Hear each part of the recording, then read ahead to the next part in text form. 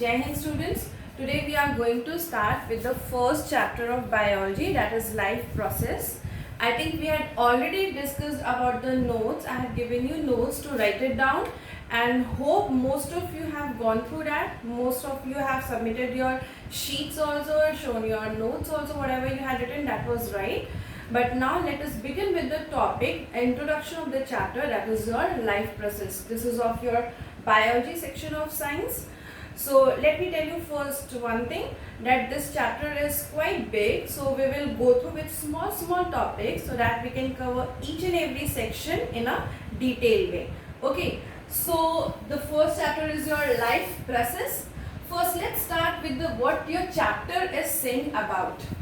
First word is your life. Life means anything which is living, right? So from your childhood, from your junior sections, you are coming to know, you know that life means all the living creatures or all the living organisms. जितनी भी जिंदा चीज़ें हैं, सांस लेती हैं, work करती हैं, मूवमेंट करती हैं, रिप्रोडक्शन करती हैं, वो सारी लिविंग ऑर्गेनिजम्स हैं. ओके, सो लाइफ को हम दो पार्ट में डिवाइड करते हैं. We divide them into two different parts. You have seen that life is in two different forms.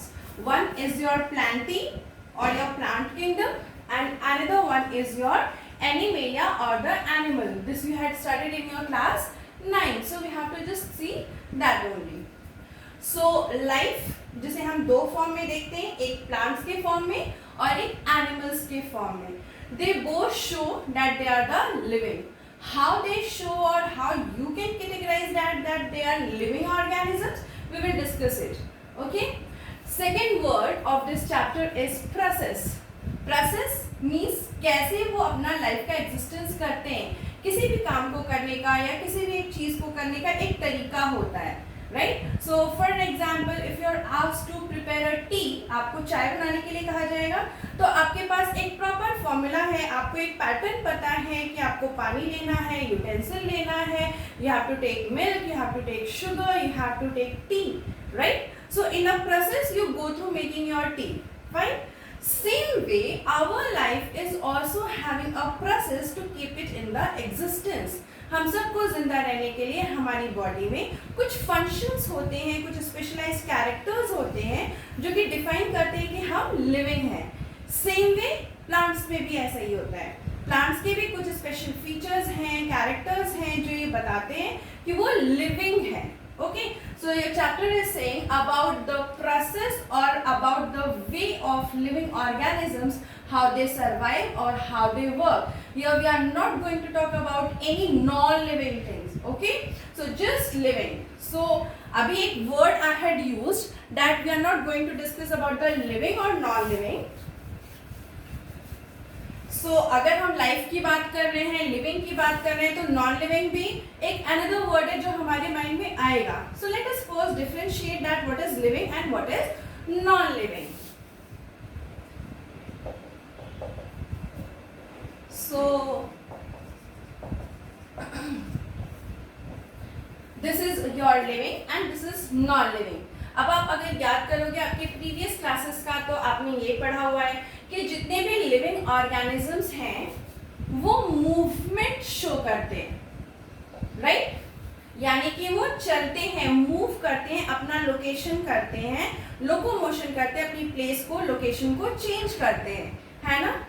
अब दिमाग में ये भी आएगा कि अरे चेयर भी तो मूव करती है, टेबल भी तो मूव करती है, so they are also showing locomotion, they are also showing movement. No, actually they are changing their place because of the external force which is applied on it. यानी कि chair अपने आप तो move नहीं कर रही है, हम उठा करके रख रहे हैं. टेबल खुद से मूव नहीं करती, हम उठा के रख करते हैं. Same with this pen, it is not writing by its own, right? I'm using it, I'm using a force, and because of that it is writing. Same way, that means it is not doing by its own. So that means non-living things don't show movement, okay, until and unless they are applied any external force on it. ठीक है, ये भी clear हुआ. अब आ जाते हैं दूसरे point पे. Food, that means nutrition. जितने भी लिविंग ऑर्गेनिजम्स हैं दे टेक न्यूट्रिशन और दे टेक फूड, बट जो नॉन लिविंग ऑर्गेनिजम्स है क्या उन्हें कभी खाना खाते देखा है? नहीं। चेयर को देखा है? टेबल को खाना खाते देखा है? नहीं देखा है। आपने अपनी बॉटल को खाना खाते देखा है? बुक को, पेन को देखा है? नहीं, they don't do so. So they non-living things, they don't take nutrition. Another one, growth of cell, यानी कि सेल ग्रोथ. आपने देखा है, आप छोटे बच्चों को देखते हो, वो छोटे से बड़े होते हैं और बड़े होते हैं, यंग होते हैं, then they go to the old age. क्या आपने कभी देखा है कि जब आप क्लास 1 या 2 में थे तो आपकी स्टडी टेबल उतनी छोटी सी थी और जब आप 7, 8 या अब आप 9, 10 में आ गए हो तो वो भी अब बड़ी हुई है साइज में? नहीं हुई है ना. या आपकी कोई बुक, स्टोरी बुक जो आप बचपन में रीड करते थे और अब वो बड़ी हो गई है, ऐसा हुआ है? नहीं हुआ है, right. So what is happening over here? जितने भी लिविंग क्रिएचर्स हैं वो सेल का ग्रोथ शो करते हैं. आपने घर में देखा होगा, अगर प्लांट लगाया होगा तो वो छोटा सा प्लांट धीरे धीरे बड़ा होता है, ग्रो करता है, उसमें फ्लावर्स आते हैं, फ्रूट्स आते हैं, बड्स आते हैं, राइट. पर क्या कभी और किसी चीज में देखा है आपने? नहीं ना. आपने अपने घर के बिल्डिंग में देखा है बिना उसको कंस्ट्रक्ट किए कि उसमें फ्लावर बड आ रहे हैं या वो बड़ा हो रहा है अपने आप धीरे धीरे? नहीं देखा है ना. So that doesn't happen in any of the non living things. Means they don't show cell growth. Same way there is a circulation.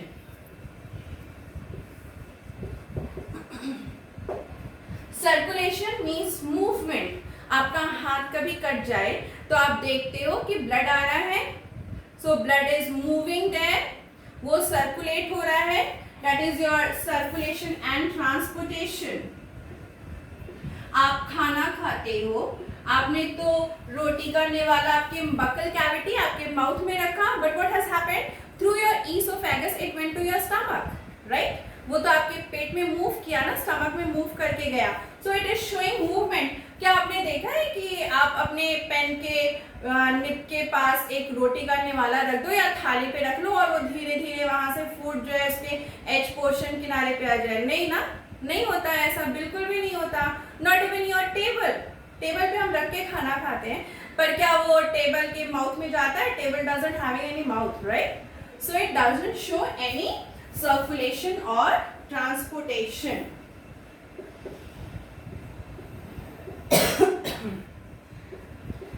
Same way, another point is there, reproduction. So reproduction is there where an organism is capable or able to reproduce like its own another kind. यानी अपने खुद के जैसा, own kind के जैसा दूसरे को reproduce करना. That is your reproduction. But this doesn't happen in any of the non-living things. एक हमारी घर में रखी हुई बॉटल कभी 1 से 2, 4, 6, 8, 10 होते देखा है? नहीं देखा. It doesn't show any kind of a reproduction or it doesn't reproduces. So there is no reproduction in non-living creatures. So these are the basic features. Even more points are there. So many things are there. On that basis, you can categorize living and non-living things. Okay? So that is your about the life. अब आपको ये पता हो गया होगा इतने में कि एक living और non-living क्या होता है. Okay? Now coming to the next thing. The very first thing which we have discussed that they show movement and the other one that is nutrition.